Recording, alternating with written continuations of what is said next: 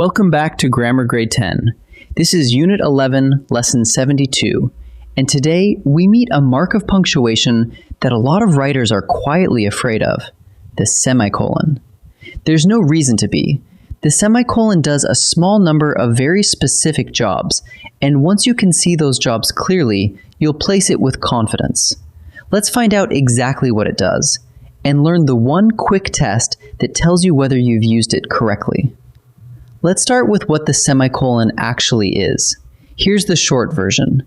The semicolon is stronger than a comma, but weaker than a period. Now think about what those two familiar marks already do for you. A comma is a small pause inside a sentence. It keeps you moving. A period is a full stop. It ends one sentence and begins the next one. The semicolon lands right between them. It gives you a real stop, a genuine break in the thought, and yet it keeps both ideas inside a single sentence because you want your reader to feel that the two belong together. Here is the semicolon's main job.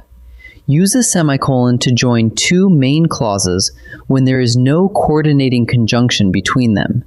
No and, no but, no or. Watch this one. The rain stopped, the streets steamed. Take the left half by itself. The rain stopped. That is a complete main clause. It has a subject and a verb, and it could be a sentence all on its own. Now take the right half. The streets steamed. That is a main clause as well, complete and independent. Neither one leans on the other, and no conjunction is joining them, so the semicolon steps in and does the joining itself. Two separate sentences would also be correct, but the semicolon tells your reader that these two moments belong to each other. Now let's put that job to work on the most common punctuation error there is. Start with the rule. A comma alone cannot hold two main clauses together. It simply isn't strong enough. Look at this sentence. The bell rang. We packed our bags. Both halves are complete main clauses, and all that stands between them is a little comma. That mistake even has a name. It's called a comma splice. Now watch the repair. The bell rang. We packed our bags. Swap the comma for a semicolon and the sentence is correct, because the semicolon is strong enough to do the joining. So whenever two complete thoughts are glued together with nothing but a comma, remember, the semicolon is the classic comma splice fix. Job 2. Sometimes two main clauses are joined by a conjunctive adverb, a word like however, therefore, moreover, or nevertheless, or by an expression such as for example. When that happens, the semicolon goes in front of that word, and a comma follows it. Here it is. The road was icy. Therefore, we drove slowly. See the shape? Semicolon before therefore, comma after therefore. Here's another. We left late. However, we arrived on time. Exactly the same shape. And here's why this matters. These joining words are not conjunctions the way and but are. They're really adverbs, so they cannot hold two clauses together with a comma alone. Burn the pattern into your memory. Semicolon before, comma after. Job 3, and this one is genuinely useful. Use a semicolon to separate the items in a series when the items themselves already contain commas. Look what happens here. We visited Lima, Peru, Quito, Ecuador, and Bogota, Colombia. There are 3 items in that list, 3 city and country pairs, and each pair already has a comma sitting inside it. So the semicolon steps up a level. It works as a super comma, marking the big divisions while the little commas handle the small ones. If you tried to use commas for everything, the groups would blur together and your reader would lose track of where one item ends and the next begins. Remember the hierarchy.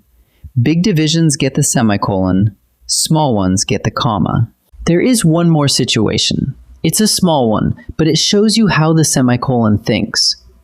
Normally, when a coordinating conjunction like and or but joins two main clauses, you put a plain comma in front of it. But if those clauses are already heavy with commas of their own, a comma at the join gets lost in the crowd. So you raise it to a semicolon.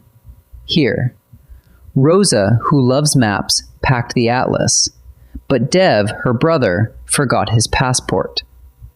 Count them. Each clause is already carrying two commas of its own. Put one more comma in front of but, and your reader cannot tell which break is the big one. The semicolon marks the main break, and the whole sentence snaps back into focus. Let's finish the teaching with the single test that settles almost every semicolon question. Ask yourself this: could a period go where I'm putting this semicolon? If a period would work there, the semicolon is legal. Try it out. The lamp flickered. The room went dark. Replace that semicolon with a period, and you get two perfectly good sentences. So both sides stand alone, and the semicolon is fine. Now a broken one. Because the lamp flickered, the room went dark. Put a period in the same spot, and the first piece, because the lamp flickered, is not a sentence at all. It's a fragment. It leans on something else to finish the thought. So the semicolon there is simply wrong. That is the whole check. If a period works, the semicolon works. Time to practice. In this first set, I'll show you a sentence, and you decide whether the punctuation is correct or not correct. Run the period test every time. Could a period stand where that mark is standing? Pause the video and choose before I give the answer. The fog rolled in. The ferry was delayed. Run the period test. The fog rolled in. That's a complete sentence. The ferry was delayed. That's a complete sentence too. A period would work in that spot, so the semicolon is correct. Although the fog rolled in, the ferry ran on time. Test it. Although the fog rolled in, is that a sentence by itself? No, it isn't. That word although makes the clause lean on something else, so a period could never stand there. This one is not correct. The gate was locked. We climbed the fence. The gate was locked is a main clause. We climbed the fence is a main clause. They're held together by nothing but a comma, and that is a comma splice. So this sentence is not correct. Change that comma into a semicolon, and it's fixed. In this second set, you'll choose which mark belongs in the blank. Think about the job the mark has to do: joining two clauses or dividing a list whose items are already full of commas. Pause and decide before each answer. Here's the sentence. The trail was steep, blank. Therefore, we rested often. Look at that word, therefore. It's a conjunctive adverb, and it is joining two main clauses. Remember the shape we learned? Semicolon in front of it, comma after it. So the mark we need is a semicolon. Our stops were Reno, Nevada, blank, Boise, Idaho, blank, and Bend, Oregon. Every item in this list, every city and state pair, already has a comma sitting inside it. Ordinary commas would blur the whole thing into mush. The blanks need semicolons, the supercomma that keeps the groups apart. The sky cleared. Moreover, blank, the wind died down. The semicolon is already sitting in front of moreover, doing the joining. Now, what follows a conjunctive adverb? A comma, every single time. So the answer is a comma after moreover. Let's gather it all up. First, a semicolon joins two main clauses when no conjunction is doing the work. The rain stopped. The streets steamed. And that is also the classic repair for a comma splice. Second, when a conjunctive adverb like however or therefore links two main clauses, the semicolon goes before it and a comma goes after it. The road was icy, therefore we drove slowly. Third, the semicolon acts as a supercomma, separating the items in a series when those items already contain commas of their own.